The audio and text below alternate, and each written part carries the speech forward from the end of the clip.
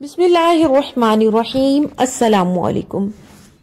इस वीडियो को दिल से सुनिए, दिल से पढ़िएगा और बस तसव्वुर कीजिएगा कि इंसाफ कितना अहम है, कितना कीमती है।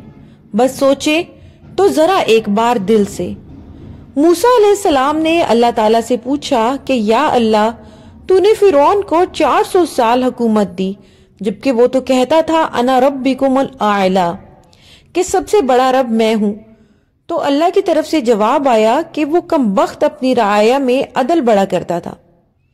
मतलब फिरौन आदिल था, तो अल्लाह को कोई परवाह नहीं हुई कि कौन सजदे करवा रहा, कौन रब कहलवा रहा है, कौन क्या कर रहा है, क्योंकि इसने एक दिन रख छोड़ा है जिसे हम नमाज में हर रकत में दोहराते हैं, मालिकी यौमिद्दीन, मतलब योम जज़ा का मालिक मेरा अल्लाह है।